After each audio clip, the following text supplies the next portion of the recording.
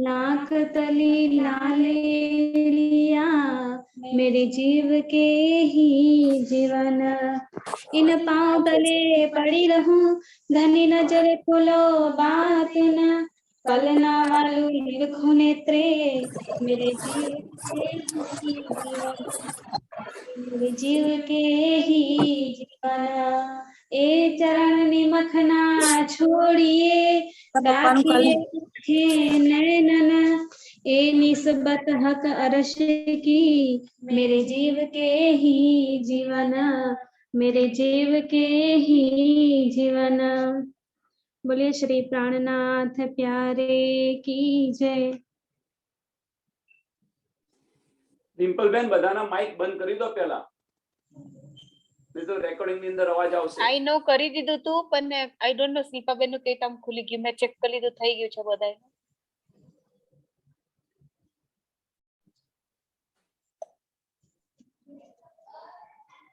બોલીએ શ્રી પ્રાણનાથ પ્યારે की जय। તો આજે આપણે કિરંતન નો પ્રકરણ 17મું જોઈએ છે। સખીરી આતમ રોગ બુરો લગ્યો। दुख सब सुपनो हो गयो अखंड सुख भोर भयो। महामत खेले अपने लाल सो जो अक्षरातीत कह्यो जो अक्षरातीत कह्यो।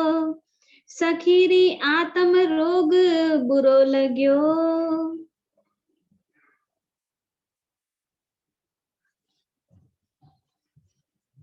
सखीरी आत्म रोग बुरो लग्यो या को दारू ना मिले तबीब।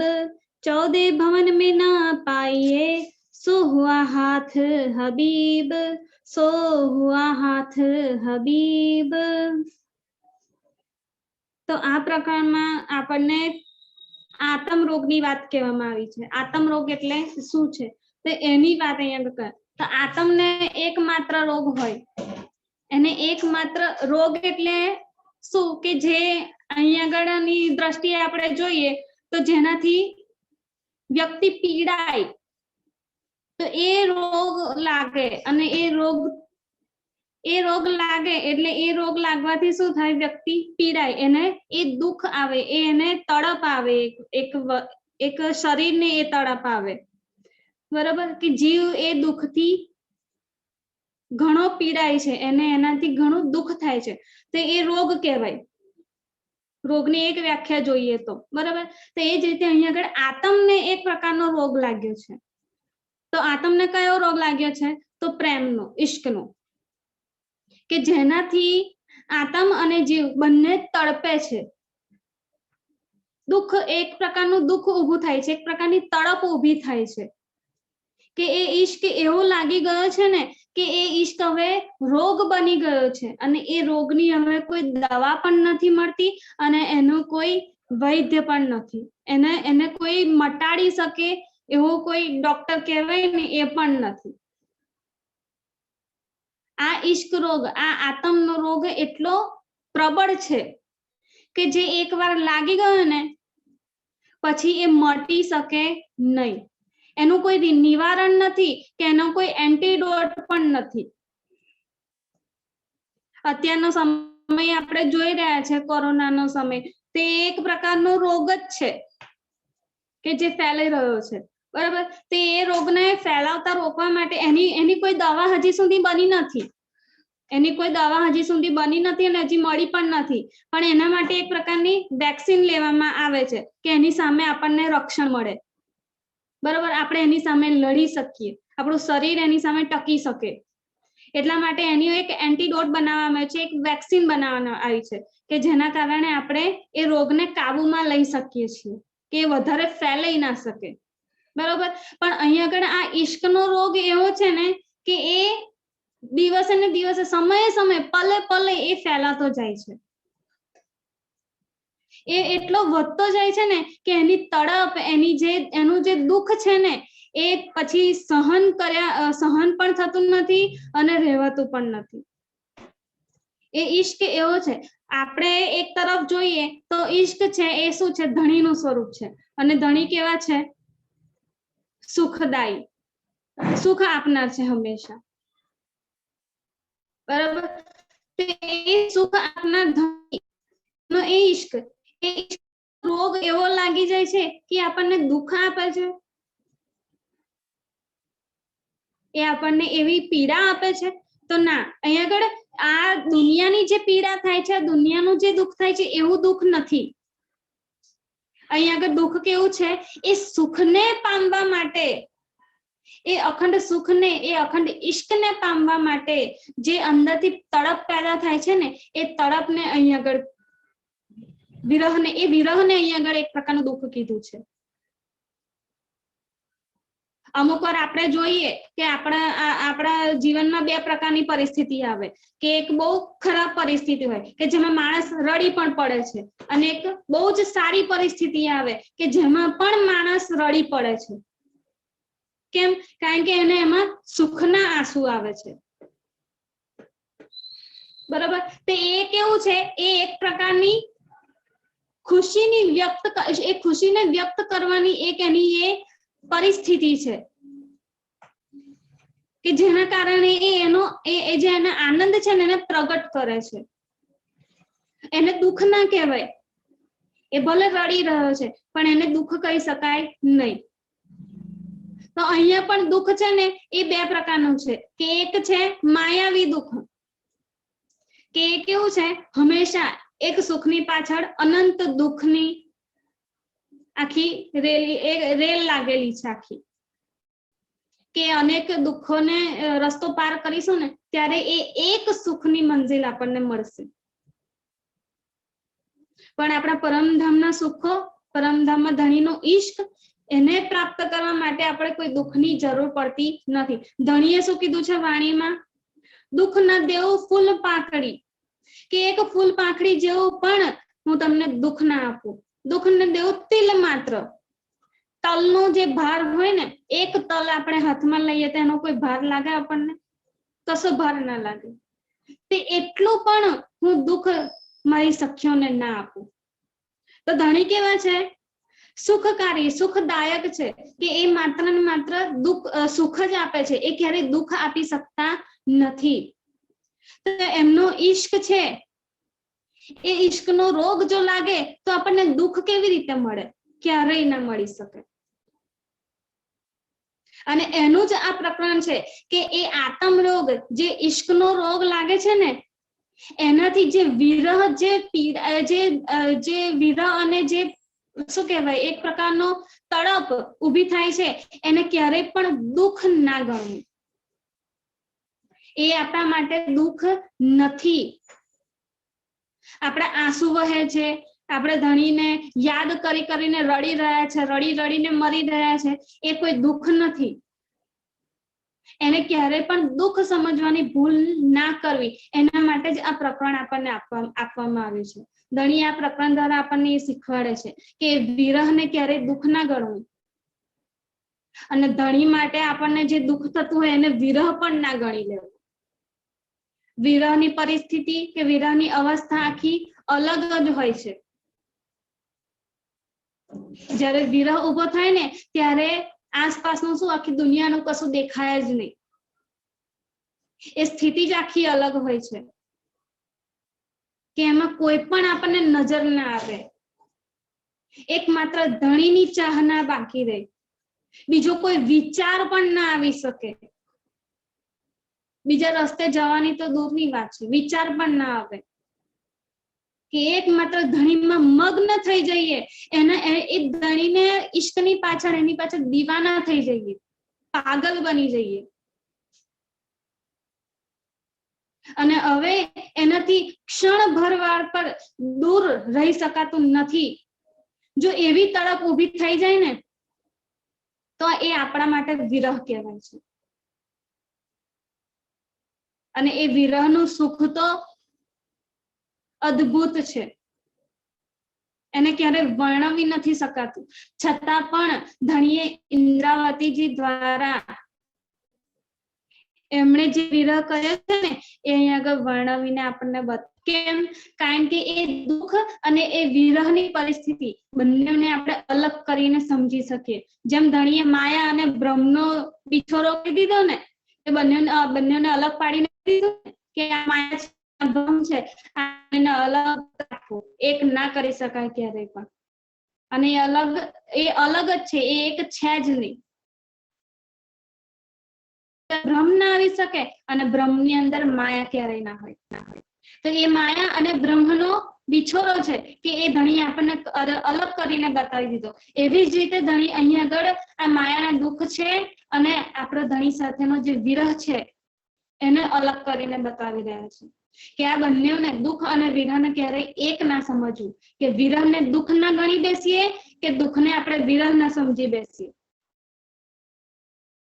ધણીની ચર્ચા સાંભળીને કે એમની વાત સાંભળીને આપણને રડવું આવી જતું હોય તો એ આપણા માટે દુઃખ છે, એ વિરહ નથી બની જતો. કારણ કે વિરહની પરિસ્થિતિ આપણે જોવા જઈએ ને તો એના માટે આપણને ઘણી બધી વાણીમાં વાતો કરવામાં આવી છે કે વિરહ એટલે શું કહેવાય. સનનના કેટલા બધા પ્રકરણો આપણા માટે વિરહ માટે ઉતારવામાં આવે છે કે સનનમાં વિરહની જ વાતો છે કે વિરહ એટલે શું કહેવાય. કે આ ચામડી, આ લોહી, આ માંસ, આપણું શરીર, આપણો જીવ પણ આપણને દેખાય નહીં, પણ આપણે ચર્ચા સાંભળતા રડી પડતા હોઈએ અને એ રડતા જ આપણું ધ્યાન તો ચર્ચામાં હોય, પણ એ રડતા ક્યાંક આપણને કીડી આવીને ચટકી ગઈ તો આપણું ધ્યાન ક્યાં જશે?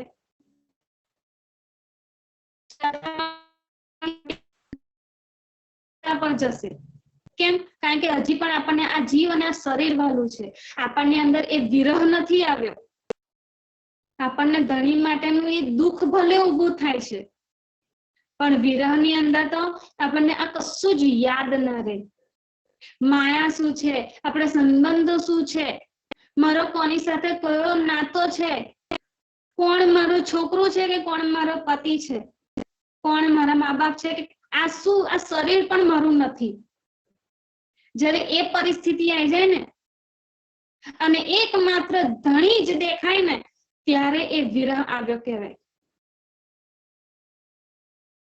અને એ જ પરિસ્થિતિ બની ઇન્દ્રાવતીજીની હવસાની અંદર કે હવસામાં એમને કશું જ ધ્યાનમાં ના રહ્યું. એમણે 6 મહિના સુધી વિરહ કર્યો. તો એ 6 મહિના સુધી એ એક જેલમાં એમના 2 ભાઈઓ પણ હતા અને મહેરાજ ઠાકોરજી પણ હતા, બરોબર. પણ છતાં પણ મહેરાજ ઠાકોરજીએ એમના વિરહની જે તડપ ઊભી થઈ ને ધણી માટેની, એ વિરહની તડપમાં એમણે એ નથી જોયું કે મારા ભાઈઓ મારી આ હાલત જોઈને શું વિચારશે, મને શું કહેશે, કે જે સિપાહીઓ એમના ઉપર નજર રાખી રહ્યા હતા ને એ સિપાહીઓ શું વિચારશે, એમને ખાવાનું મળ્યું છે કે નહીં મળ્યું એની પણ એમને કોઈ ચિંતા રહેતી નથી. 6 મહિના સુધી કન્ટિન્યુ એ વિરહ રહ્યો છે. આપણને દુઃખ થાય છે તો ક્યાં સુધી? ચર્ચા સાંભળીએ ત્યાં સુધી, પછી ચટાઈ પરથી ઊભા થયા નહીં કે આપણું દુઃખ ગયું, પછી આપણને એ યાદ ના આવે. એ વિરહ કન્ટિન્યુ નથી રહેતો એટલે આપણે એને વિરહ નથી કહી શકતા. એક પ્રકારનું આકર્ષણ છે કે ધણીની વાતો આપણને આકર્ષિત કરીને પોતાની તરફ ખેંચી રહી છે પણ આપણે હજી ખેંચાયા નથી. એના કારણે આપણને એ વિરહ નથી આવી રહ્યો. જો આપણે ખેંચાઈ ગયા હોય ને તો એ દુઃખ ના થાય, એ આપણો વિરહ જ બની જાય. પછી તો આપણે એ ચર્ચામાંથી ઊભા થઈએ તો પણ આપણો વિરહ કન્ટિન્યુ રહે. જતા ઘેર જઈએ, ઘેર જઈને કંઈક કામ કરીએ, કંઈક કરીએ કે ના કરીએ, કોઈ આપણને બોલાવે કે ના બોલાવે, આપણે કોકની જોડે બેસીએ ના બેસીએ, કશું જોઈએ ના જોઈએ, આપણો વિરહ કન્ટિન્યુ રહે. 6 મહિના સુધી કન્ટિન્યુ વિરહ રાખવો એટલે કેટલી મોટી વાત છે. ઇન્દ્રાવતીજી આ કરીને બતાવ્યું છે, એને વિરહ કહેવાય કે એક ક્ષણ વાર પણ ધણી વિના એમણે કોઈ વિચાર કર્યો નથી. એ હફસાની જેલમાંથી ના બહાર જવાનો કોઈ વિચાર કર્યો છે કે અહીંયાથી હવે બહાર કેવી રીતે નીકળીશું? કે એકવાર વિચાર આવ્યો ને કે આ શું થઈ રહ્યું છે, શું કેમનું થઈ રહ્યું છે? ધણી, હું તો તારી સેવા કરી રહ્યો હતો અને આટલું બધું થઈ ગયું. બસ એકવાર વિચાર આવી ગયો ને પછી એ વિચારને પણ એમણે છોડી દીધો અને એ વિરહ કન્ટિન્યુ રહ્યો.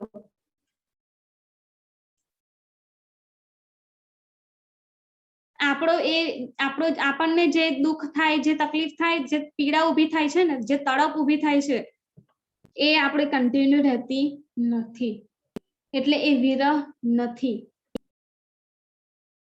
પણ ધણીનો જો વિરહ લાગી ગયો તો એ ક્યારેય પણ પછી કોઈ પણ પરિસ્થિતિ આવી જાય ને બદલાઈ શકે નહીં.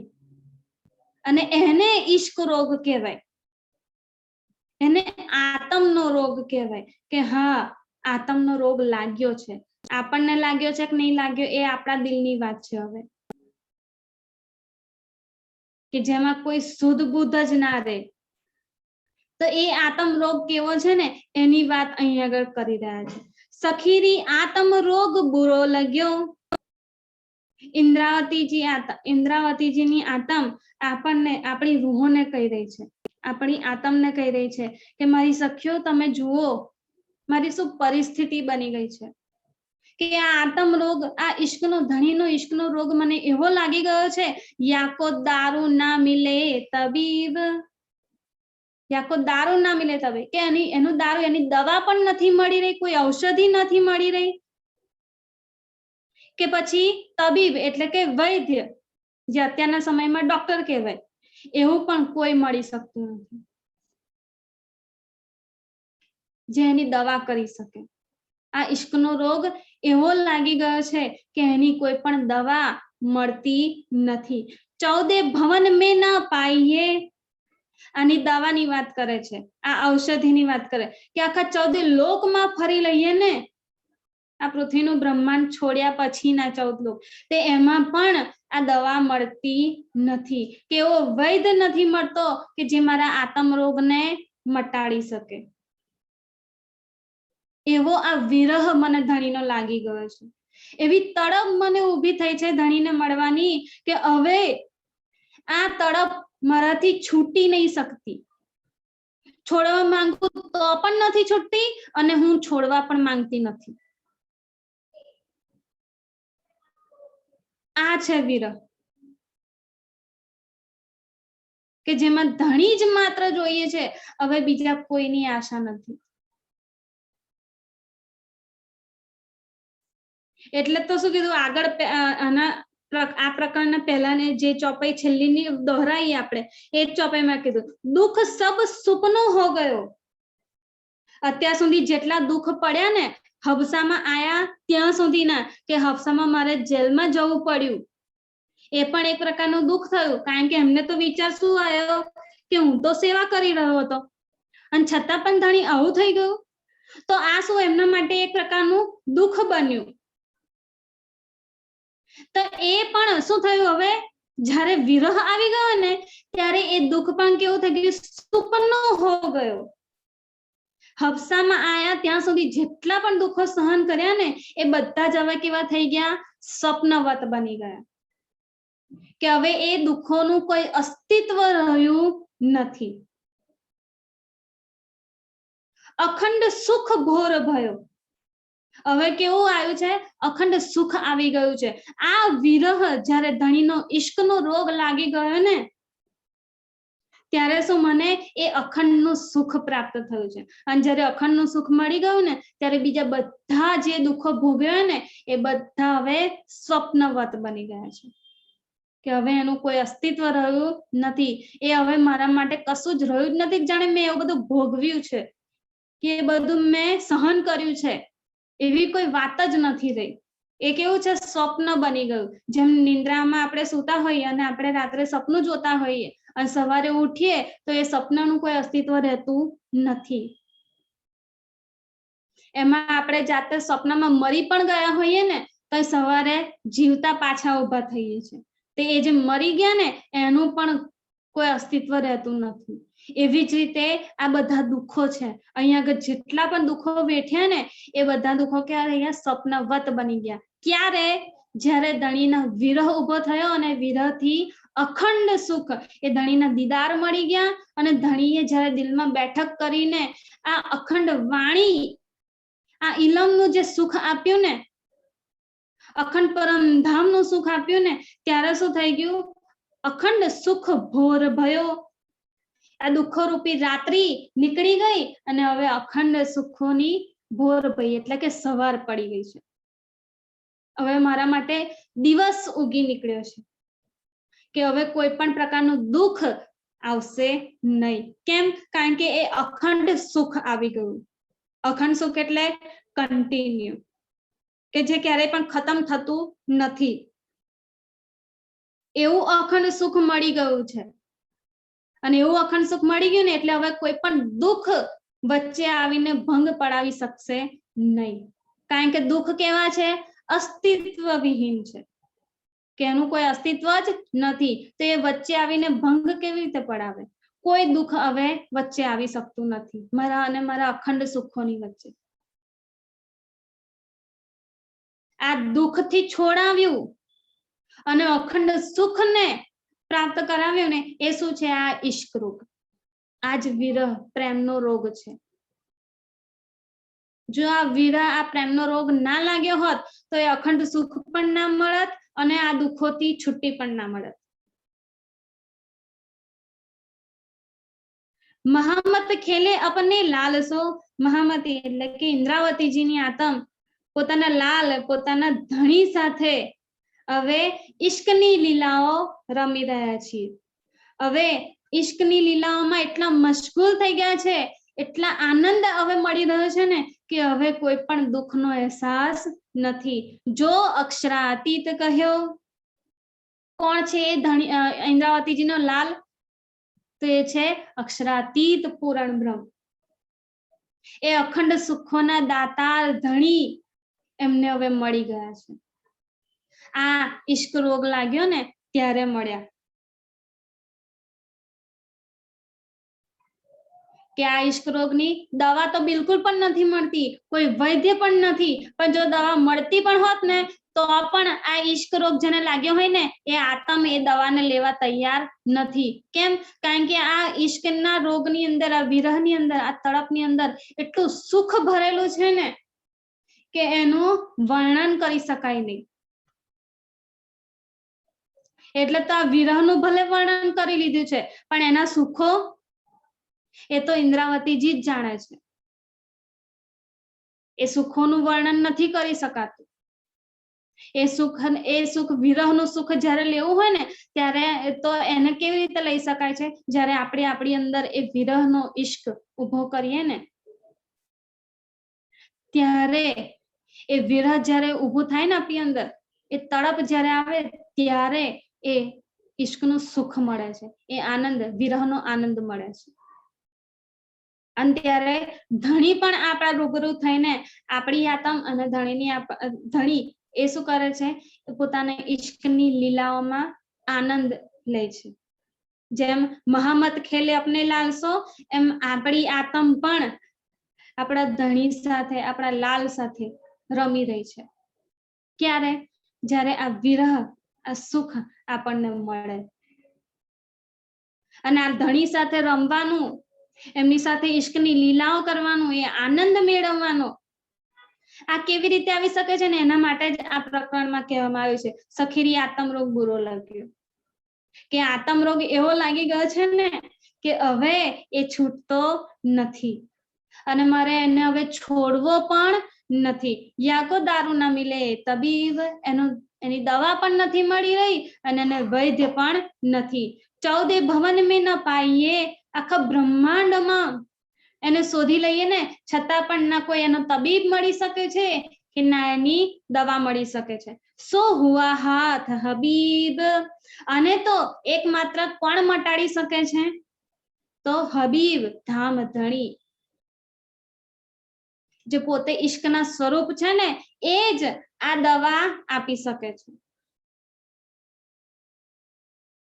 કે ધણી પોતે જ આવીને મને આ દવા આપે. ઈશ્કના રોગની દવા શું છે? ઈશ્ક જ છે, એની કોઈ બીજી કોઈ દવા નથી. તો ઈશ્કનો રોગ લાગે ને તો એની પણ દવા શું મળી શકે? ઈશ્ક જ મળી શકે. કે ધણીનો ઈશ્ક જ્યારે મળે, એ દવા મળે ને ત્યારે આ ઈશ્કનો રોગ મટી શકે છે.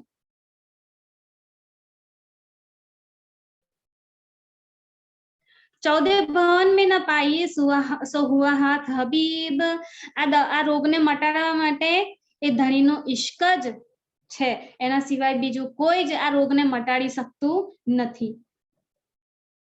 સો હબીબ ક્યાં પાઈએ, કઈ કર કર થકે ઉપાય, શાસ્ત્ર દેખે સબ શબ્દ તિન દુખ દિયા બતાએ. સો હબીબ ક્યાં પાઈએ, આ જે હબીબ છે, આપણા ધણી છે, જે ઈશ્ક આપનાર છે, જે આ રોગને મટાડનાર છે, એ હબીબ કેવી રીતે પ્રાપ્ત કરી શકીએ છે? બસ યાદ કરી લીધા, પાણી મંથન કરી લીધું, ચિતવન કરી લીધું ને ધણી મળી જશે, આટલી આસાનીથી? ના, કેટલી કસની કરવી પડે છે, જેવી ઇન્દ્રાવતીજીએ કરી છે, જેવી દેવચંદ્રજીએ કરી છે, અને જેવી બીતકના જેટલા પણ મોમીનો છે ને એ બધાએ કરી છે. તેવી કસની કરીએ ને ત્યારે આ હબીબ હાથે આવે છે, કે આપણા હાથે લાગી શકે છે. સો હબીબ ક્યાં પાઈએ, કઈ કઈ કર કર થકે ઉપાય. કેટલાય આ બ્રહ્માંડ જ્યારથી બન્યું છે ને ત્યારથી લઈને અત્યાર સુધી કેટલાક એવા બન્યા છે કે જેમણે આ હબીબને, ધણીને મેળવવાનો પ્રયત્ન કર્યો છે. મેળવવાનો એટલે કે એમને શોધવાનો પ્રયત્ન કર્યો છે. બ્રહ્મા, વિષ્ણુ, મહેશ પણ પૂર્ણ બ્રહ્મ પરબ્રહ્મની પહેચાન કરવા માંગે છે, પણ એમને પણ એમનું ઠેકાણું પણ નથી મળ્યું કે ના એમની કોઈ વાત જાણવા મળી છે કે પૂર્ણ બ્રહ્મ કોણ છે, ક્યાં રહે છે, એમનું સ્વરૂપ શું છે, એ પણ કોઈને અત્યાર સુધી ખબર પડી નથી. તો કેટલાય અત્યાર સુધી એવા બન્યા છે કે ત્રિદેવાથી લઈને અહીંયાના સાધુ સંતો, એ બધા તપસ્વીઓ બધાએ ખોજ કરી લીધી છે, પણ કોઈને મળ્યા નથી. શાસ્ત્ર દેખે સબ શબ્દ, શાસ્ત્રોમાં પણ એમને શોધવામાં આવ્યા છે, કારણ કે શાસ્ત્રોમાં એ પરબ્રહ્મ પરમાત્માની વાતો છે જે ઈશારાઓમાં લખી છે, પણ એ ઈશારાઓ કોણ સમજી શકે છે? માત્ર ને માત્ર મોમીનો, બ્રહ્મ સૃષ્ટિઓ જ એ ઈશારાને સમજી શકે છે. પણ એમના સિવાયમાં બીજા કેટલાય મથીને થાક્યા, પણ કોઈને પણ એક શબ્દનો પણ માયનો, એનો અર્થ ખબર પડી શકી નથી. તિન દુખ દિયા બતાય. તો જ્યારે શાસ્ત્રોના વસ્તુઓથી, શાસ્ત્રોની વાતોથી જ્યારે સમજવામાં આવ્યું ને ત્યારે એમના દ્વારા કહેવામાં આવ્યું કે એ પરબ્રહ્મને તો માત્ર ને માત્ર વિરહથી પ્રાપ્ત કરી શકાય. આ શાસ્ત્ર કયું? તો એ છે ભાગવત. ભાગવતમાં કેવી રીતે ખબર પડી? તો ભાગવતમાં જે આપણી ગોકુળની લીલા થઈ ને, એ લીલાથી જાણવા મળ્યું કે એ પરબ્રહ્મને જો પામવું હોય ને તો કેવી રીતે પામી શકાય છે? એકમાત્ર વિરહથી. આ ગોકુળની લીલા એ છે આપણી, પણ એને કોઈ સમજી શક્યું નથી, પણ એ લીલા બધાને ખબર છે ખરી. એટલે તો એ ગોપીઓની અને જે કૃષ્ણ બન્યા એ વિષ્ણુ સ્વરૂપની, એમનો પણ એ બંનેને શું છે? પ્રેમની ખબર છે, અને પ્રેમની સાથે સાથે એમનો જે વિરહ થયો છે ને એની પણ ખબર છે. એટલે ગોપીઓએ અને રાધાએ જે વિરહ કર્યો ને કૃષ્ણને પામવા માટેનો, એ વિરહ દ્વારા એ પરમાત્માને પ્રાપ્ત કરી શકાય છે. ભાગવત દ્વારા આટલી જાણકારી ખાલી મળી છે, પણ એ વિરહ કેવો છે, કોને આવી શકે છે, અને એ કૃષ્ણ કોણ છે કે જેમના માટે ગોપીઓએ વિરહ કર્યો, એ વાત કોઈને ખબર નથી. એ વાતની જાણકારી કોની મળે? માત્ર ને માત્ર બ્રહ્મ સૃષ્ટિઓ જ જાણે છે. કેમ? કારણ કે એ લીલા એમની છે. ગોપીઓને વિરહ થયો એ 52 દિવસનો વિરહ, અને 53મા દિવસે જેવી ધણીએ વાંસળી વગાડી તરત જ ગોપીઓ બધી ભાગી નીકળી. તે 52મા દિવસે જે પણ વાંસળી જ્યાં પણ વાગી ને, તો આ બ્રહ્માંડમાં બધાએ સાંભળી, પણ દોડ્યું કોણ? માત્ર ને માત્ર ગોપીઓ, બ્રહ્મ સૃષ્ટિઓ. કેમ? કારણ કે એ વિરહ, એ ઈશ્કનો રોગ, આતમનો રોગ માત્ર ને માત્ર ગોપીઓને લાગ્યો હતો, બીજા કોઈને એ રોગ નતો લાગ્યો. 11 વર્ષની જે લીલા થઈ, એ 11 વર્ષની લીલા પછી જ્યારે ધણીએ આપણને પૂછ્યું કે ચલો આપણે રાસ રમવા જઈએ, ત્યારે આપણે ધણીને સીધી ના પાડી દીધી, અને ધણીએ પણ કહી દીધું સારું, તો હવે તમે જ્યારે કહેશો ત્યારે જ આપણે જઈશું, ત્યાં સુધી હું તમને બોલાવીશ નહીં. 52 દિવસ આપણે આમાં કાઢી દીધા, પણ આપણે ધણી પાસે ગયા નહીં. અંદર ને અંદર તડપ વધતી ગઈ, પણ કૃષ્ણ ધણી પાસે જઈને કહેવાનું કોઈને પણ મન થાય, કોઈને પણ એ પરિસ્થિતિ એવી ઊભી થઈ નહીં કે લાવો આપણે કૃષ્ણને કહીએ અને જઈએ. દિલથી પ્રેમ કર્યો, વધતો ગયો, એ તડપ, એ વિરહ વધતો ગયો, અને જેટલો વિરહ ગોપીઓએ કર્યો ને એટલો જ ધણીએ કર્યો એ કૃષ્ણના તનમાં બેસીને. એટલે જ એમનાથી પછી ના રહેવાયું, અને જેવી 52મા દિવસે વાંસળી વગાડી કે તરત જ બધી ગોપીઓ, તામસી, રાજસી અને સ્વાતસી બધી દોડી નીકળી. તો આ જે વિરહ છે એ કોને થઈ શકે છે, કેવી રીતે થઈ શકે છે ને, એ માત્ર ને માત્ર બ્રહ્મ સૃષ્ટિઓ જ જાણે છે. શાસ્ત્રોમાં ભલે લખી દીધું, પણ એની કોઈને પણ ખબર નથી. ના એ લીલાની ખબર છે કે ના એ લીલાની અંદર કેવી રીતે વિરહ ઉભો થયો છે, કોના માટે ઉભો થયો છે ને એ પણ કોઈને નથી ખબર. વિરહ ઉભો પણ ત્યારે થઈ શકે છે કે જ્યારે આપણને એ પૂર્ણની પહેચાન હોય, એ ધણીની પહેચાન હોય ત્યારે એ વિરહ ઉભો થઈ શકે છે. તો વ્રજમાં તો આપણને કોઈ પહેચાન હતી નહીં, તો કેવી રીતે વિરહ ઉભો થયો? પણ વ્રજમાં ધણી આપણી પાસે હતા, અને જેવું જ આપણે વ્રજમાં આયા ને એવું જ ધણીએ અહીંયા આગળ કૃષ્ણનું સ્વરૂપ ધારણ કરી લીધું, અને આપણે ગોપીઓના સ્વરૂપમાં આવી ગયા. તો આપણને એટલી તો ખબર હતી કે અહીંયા આગળ ધણી કૃષ્ણના તનમાં આવ્યા છે. તો જ્યારે આવ્યા ત્યારે પણ આપણે એક ક્ષણવારનો પણ વિરહ નતો આપણે જવા દઈ શકતા. એટલે તો દિલમાં ઉત્કંઠા થતી હતી, કબ મિલસી હમ અપને ધની, ક્યારે સવાર પડે અને ક્યારે એ મુખડું જોઈએ કે ધણી કયા સ્વરૂપમાં આવ્યા છે. જેવી સવાર પડી એવી જ આપણે દોડીને ધણીને મળવા નીકળી ગઈ, અને જ્યારે જોયું કે ધણી તો બાળક બનીને આવે છે, ત્યારે એ લીલા અપરંપાર થઈ.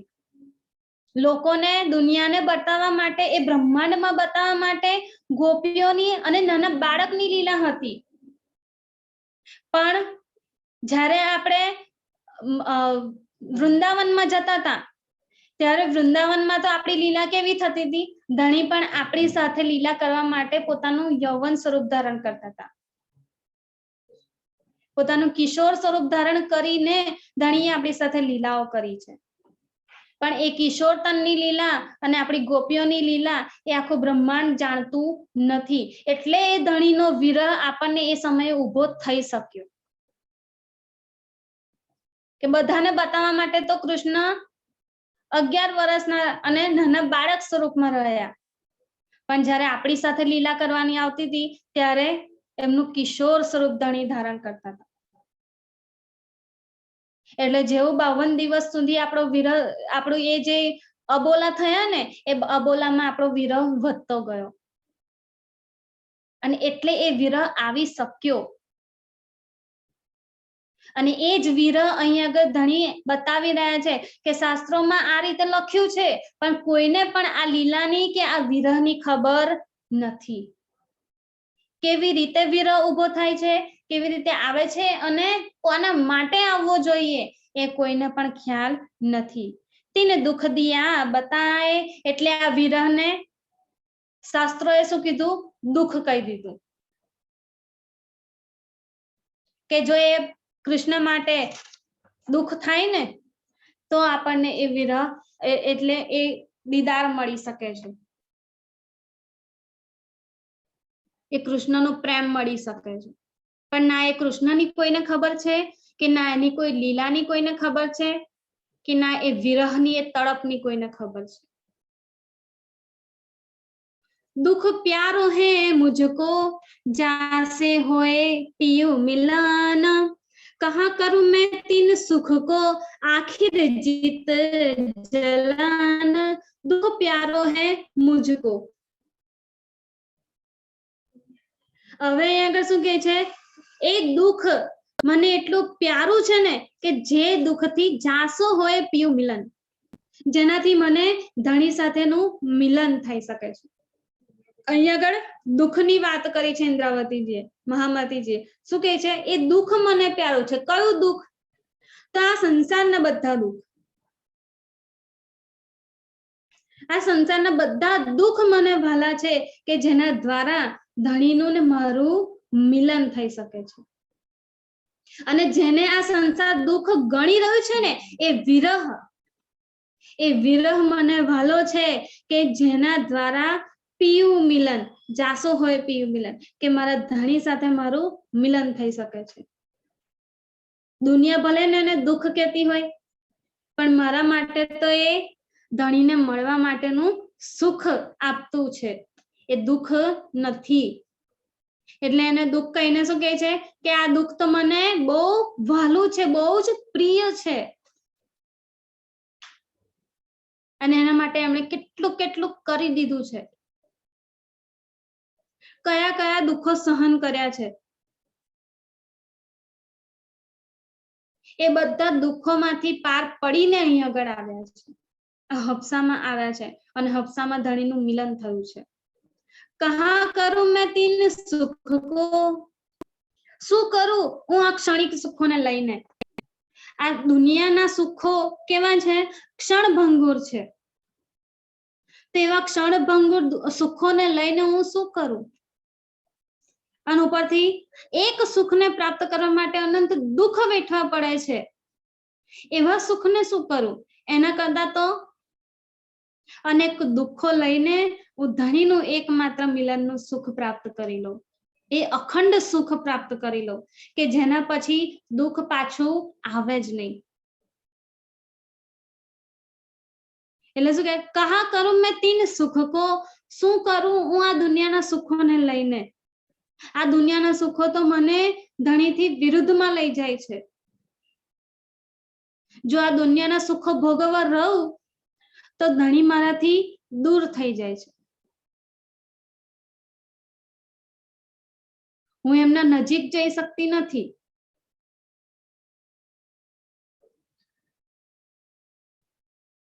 કહા કરું મેં તીન સુખ કો આખિર જીત જલાન, અને એ સુખને જો હું લઉં તો એના પછી મને શું મળવાનું છે?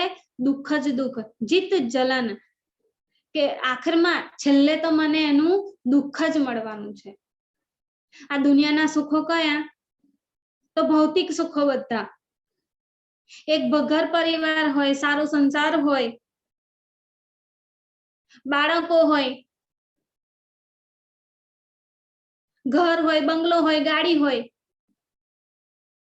આ ક્ષણિક સુખો જોઈએ છે. અને આ ક્ષણિક સુખો માટે હું મારા ધણીનું અખંડ સુખ છોડી દઉં? આના કરતા તો મને દુઃખ વાલું છે. કયું દુઃખ વાલું છે? કે જે મોમીનોએ ધારણ કરી લીધું. ઇન્દ્રાવતીજીએ તો એમના સમયમાં એમને જીવનમાં તો ઘણું જોઈ લીધું છે, પણ જેટલા મોમીનો છે બીતકમાં કહેલા સુંદર 7 મોમીનો, એમણે પણ કેટલા દુઃખો લીધા, સામેથી બોલાવ્યા છે દુઃખોને, કે દુઃખ તો એને જ હોય જેના પર ધણી સંકુલ હોય, જે દુનિયા માટે ભલે દુઃખ હોય પણ બ્રહ્મ સૃષ્ટિ માટે એ સુખ બની જાય છે. એ સુખ છે કે જે દુઃખ દ્વારા સુખના ધણીને મળે છે. લાલદાસજીએ પોતાના સુખોની, આ ક્ષણભંગુર સુખોની દુનિયા વસાવેલી હતી. જ્યારે ઠઠ્ઠા નગરમાં ગયા અને ધણી મળ્યા ત્યારે ધણીએ ઓફર કરી કે ચલો લાલદાસજી તમે પણ ચલો સાથે. ત્યારે લાલદાસજીએ શું કીધું કે હા હું આવવા તો માંગુ છું, પણ આ કારોબાર એટલો બધો વિસ્તરેલો છે ને કે એને મારે સમેટતા વાર લાગશે, એટલે જેવું આ બધું સમેટાઈ જાય ને એવું જ ધણી હું તમારા ચરણોમાં આવી જઈશ. ધણીએ કીધું સારું ભલે વાંધો નહીં. સમેટતા સમેટતા આખું જીવન ગુજરી જશે પણ લાલદાસજી નહીં આવી શકે, એટલે ધણીએ શું કર્યું, ક્ષણવારમાં પલવારમાં બધું જ સમેટી લીધું. એ 99 જહાજે ડુબાડી દીધા, કારખાનામાં આગ લગાડી દીધી, ઘર પણ પોતાનું રહ્યું નહીં, ખાલી હાથે પછી નીકળવું પડ્યું. દુનિયાને એ વસ્તુ શું લાગી, બહુ મોટું દુઃખ, પહાડ તૂટી પડ્યો છે દુઃખોનો. પણ લાલદાસજીએ એ સુખ લઈ લીધું કે હવે ધણીને પાસે હું જઈ શકું છું.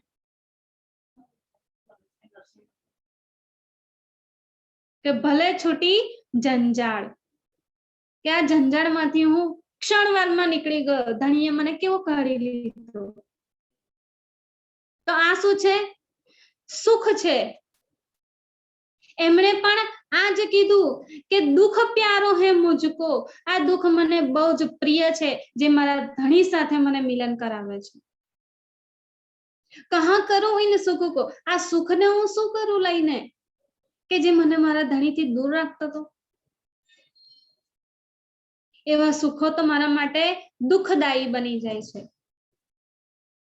એ સુખો સુખ રહેતા નથી. તેવા સુખોને શું કરું. ચિંતામણીજીએ એમણે પણ કેટલી મોટી એમની પદવી, પોતા આચાર્ય છે કબીર પંથના, અને એમના અંડરમાં કેટલા બધા હજારો શિષ્યો લાઈનમાં લાગેલા હોય. તો આચાર્યનું એક પદ લેવું એ કેવું છે, એક મોટું સુખ છે કે દુનિયાની નજરોમાં એ આચાર્યની પદવી પર છે. તો એક પ્રકારનું સુખ છે, અને આ સુખ પદવીનું જે સુખ હોય ને, ગાદીનું સુખ હોય ને, એ ક્યારેય કોઈ છોડી ના શકે. જાણે એ ગાદી નથી, એ ચુંબક બની ગયું છે જે આપણને ખેંચી રાખે, પકડી જ રાખે, આપણને છૂટવા ના દે. તો ગાદીનું સુખ તો બહુ મોટું છે, પણ એ ગાદીનું સુખ પણ ક્ષણવારમાં છોડી દીધું અને દુઃખ અપનાવી લીધું. અને દુઃખ અપનાવીને સાથે શું કીધું, અબ મારો કાલે કુત્તે કો. પોતાની જે પરિસ્થિતિ, પોતાનો જે જીવ છે ને, એને એ જે જીવ છે એ ધણીને મળવા નથી દેતો. એ આ ગાદીને અને આ સંસારના જે શર્મ હયા લોક લાજ મર્યાદા છે એને પકડીને બેઠો હતું. તો મારો હવે ધણી તમારી લાઠીથી આ કાળા કૂતરાને, કે હવે ધણી આ બધું જોઈતું નથી, આ સુખ મારે જોઈતું નથી. ધણી સાથે દરે ચાલવા તૈયાર છે, ભીખ માંગી માંગીને ખાવા તૈયાર છે, ઠોકરો ખાવા તૈયાર છે, પણ હવે આ ગાદીનું સુખ કે આ શિષ્યોનું સુખ મારે જોઈતું નથી. આ ક્ષણભંગુર સુખ માટે ધણી હું તારું અખંડ સુખ છોડી દઉં, ક્યારેય પણ ના બને. છત્રસાલજીએ તો કેટલી મોટી કુરબાની કરી છે, એમના માટે તો શું કહેવું. એમણે પોતાની રાજા શાહી આખી છોડી દીધી કે ધણીએ જ એમને રાજા બનાવ્યા, મહારાજા બનાવ્યા. એ મહારાજાની પદવી છોડી દીધી. એમના ઘોડાને ભલાભાઈને હીરાનું વરદાન આપ્યું કે જ્યાં જ્યાં તારો ઘોડો ફરશે ને ત્યાં ત્યાં ધરતી હીરા ઉગરશે. પણ એમાંથી એક પણ હીરો એમણે પોતાના માટે નહીં રાખ્યો. બધું જ ધણી પણ સમર્પિત છે, બધું જ સુંદર સાથની સેવામાં સમર્પિત કરી દીધું. શું કરીશ આ સુખ લઈને જે મારા માટે જંજાળ છે, દુઃખદાયી છે. જો આ સુખોને લઈ લઈશ ને તો શું થશે, ધણી મારાથી દૂર થઈ જશે અને આ સુખ જ પછી તો મારા માટે દુઃખદાયી બની જશે. જેવું ઔરંગઝેબજી જોડે થયું. એમણે ઔરંગઝેબે શું કર્યું, સરાતોરાને શરિયતને આગળ રાખી અને ધણી જ્યારે એમને જગાડવા આવ્યા તો જાગ્યા નહીં. એ ખુદાને ઓળખી ના શક્યા, એમની રાહ પર ચાલી ના શક્યા. આ સરાતોરાને, આ બાદશાહીને તો એમણે પકડી રાખી, પણ એ કેવું હતું, ક્ષણિક સુખ હતું. અને એ ક્ષણિક સુખને એક ક્ષણવાર માટે પકડ્યું ને, પણ પછી અનંત દુઃખ ભોગવ્યા છે. કેવું દુઃખ, પશ્ચાતાપનું દુઃખ. એ પશ્ચાતાપની અગ્નિમાં એટલું બળ્યા છે ને કે હવે ધણીને પ્રાપ્ત કરવા હોય ને તો પણ કેવી રીતે કરવા, મળતો નથી કોઈ રસ્તો.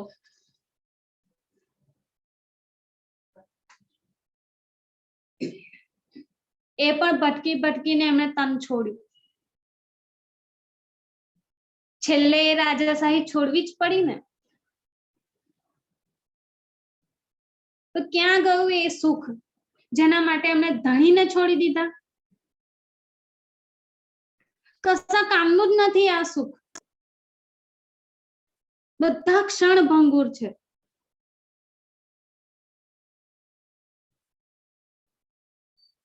અને આ સુખથી જો હું મારા ધણીથી દૂર થતું હોઉં તો એના કરતા મને મારું દુઃખ વાલું છે કે ચલો એ દુઃખમાં હું ધણીને યાદ તો કરું છું. એના માટે તો કબીરે બહુ સારું કીધું છે કે સુખ में सुमिरन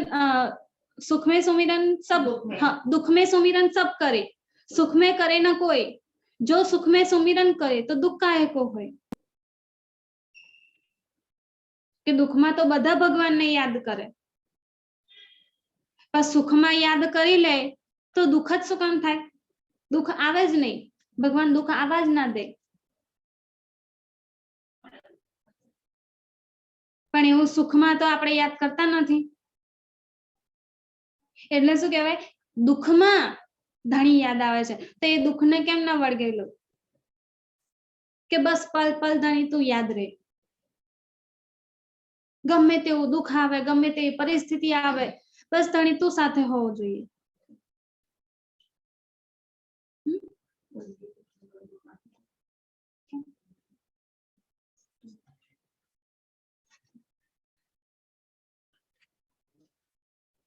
તો આવી રીતે જ્યારે દુઃખ આવે ને ત્યારે ધણી આપણને યાદ આવે છે.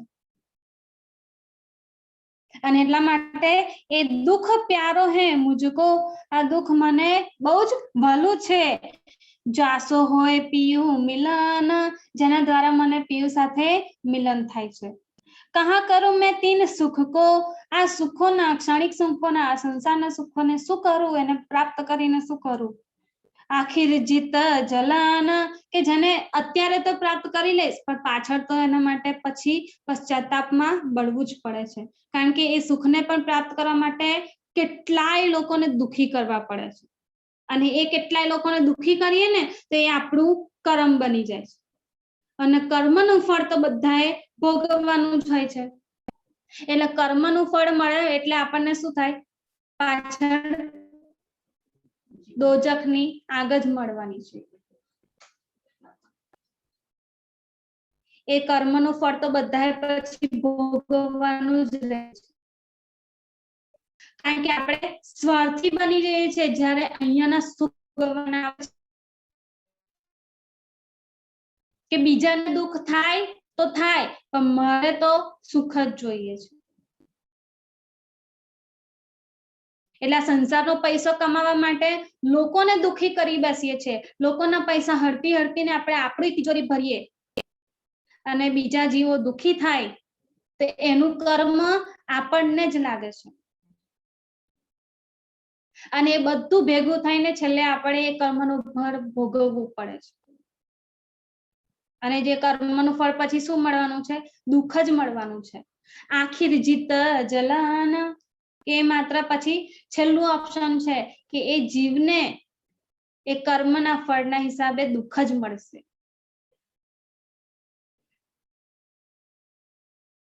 એને એ શું કહેવાય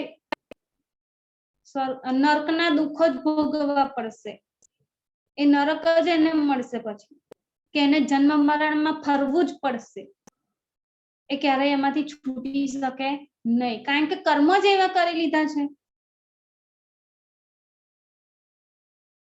એટલે એક સુખને પ્રાપ્ત કરવા માટે અનેકો દુઃખ જોવા પડે છે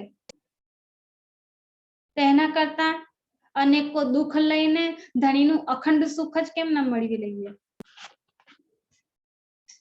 એટલે આગળ શું કહે છે दुख से पिय जी मिलसी सुखे न मिल्या कोई अपने धनी का मिलना सो दुखे से होए दुख से पिय जी मिलसी કે એકમાત્ર દુઃખ જ એવું છે કે જેનાથી ધણી આપણને મળી શકે છે એને તો વાણીમાં કહે છે દુઃખ તો મેરો આહાર હૈ કે આ બ્રહ્માંડના જેટલા પણ દુઃખો હોય ને એ બધા મને મળે મારો ધણી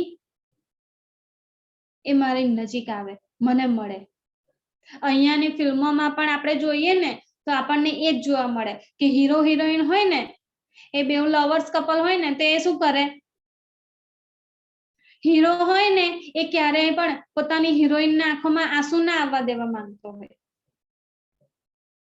એટલે શું કરે હિરોઈન ની સાથે જ રહેતો હોય કે ગમે તે થઈ જાય પણ હું મારી હિરોઈન ને રડવા નહીં દઉં એટલી કેર કરે એટલું પ્રેમ વધે એનો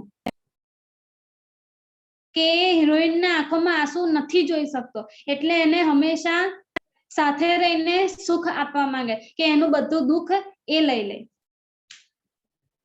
અને હીરોના જેટલા સુખ હોય ને બધા હિરોઈન ને મળે અહીંયાના ફિલ્મો અને અહીંયાના સ્ટાર્સ પણ આપણને આટલું બધું સમજાવી જાય છે તો ધણી એ આપણી આંખોમાં આંસુ કેવી રીતે જોઈ શકે છે અને એ પણ આ ક્ષણિક દુઃખો માટે આ દુઃખો દ્વારા થતા આંસુ ક્યારે પણ ના જોઈ શકે એટલે જો એક આંસુ આવે ને આપણી આંખોમાં તો ધણી દોડતો આવે આપણી પાસે એ દૂર તો છે જ નહીં અમે કે એને દોડીને આવવું પડે પણ ધણીએ શું કીધું છે વાણીમાં કે એક જો સાદ કરો હોય તો 10 બેર મેં જીજી કરું કે તું એક વાર મને અવાજ તો લગાય હું 10 વાર જીજી કરતો દોડતો આવી જઈશ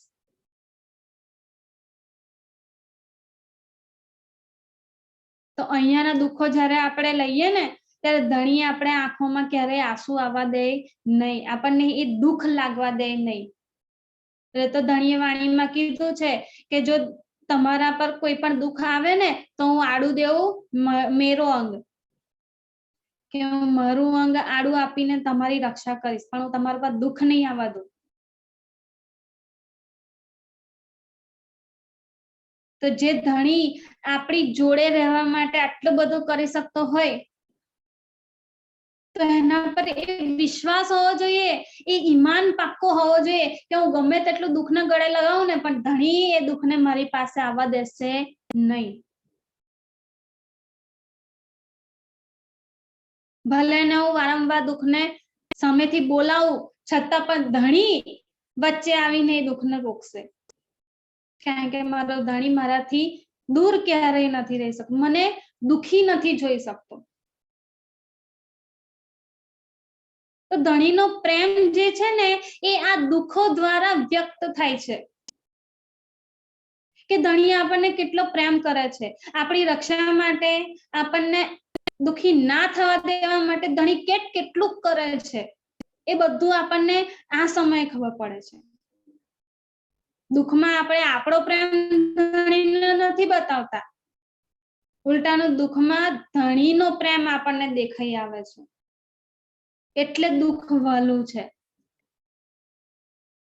કે કેવું હું એક દુઃખને બોલાવું તો ધણી દોડતો દોડતો આવીને વચ્ચે રોકાઈ જશે, ના મારી સખી જોડે નથી આવવાનું તારે. આટલો પ્રેમ છે ધણીનો. એટલે શું કે દુઃખ સે પિયુજી મિલસી, આ દુઃખ દ્વારા તો ધણી આપણને મળે છે. એટલે એક ટ્રીક છે આ ધણીને પોતાની પાસે બોલાવવાની, એકદમ સરળ ટ્રીક છે કે આ દુઃખને બોલાવ્યું નહીં કે ધણી નજીક આવ્યા નહીં, ફટફટ ફટફટ દોડતા આવી જશે. દુઃખ સે પિયુજી મિલસી, સુખે ન મિલ્યા કોઈ, સુખોમાં આ સંસારના સુખોમાં, ક્ષણિક સુખોમાં ક્યારે પણ ધણી મળી શકતા નથી, એ તો માત્ર ને માત્ર દુઃખથી મળી શકે છે. અપને ધની કા મિલના સો દુખે સે હોય, આપણા ધણીનું ને આપણું મિલન એકમાત્ર આ દુઃખ દ્વારા જ થઈ શકે છે.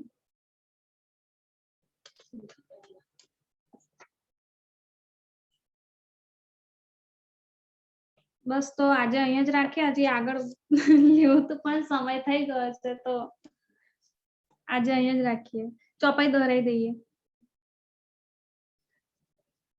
दुख से पियुजी मिलसी, दुख से पियुजी मिलसी, सुखे न मिलिया कोई, सुखे न मिलिया कोई, अपने धनी का मिलना अपने धनी का मिलना तो दुखे से होए, सो दुख से होए, सो दुखे से होए। बोलिए श्री प्राणनाथ प्यारे की जय। प्रणाम।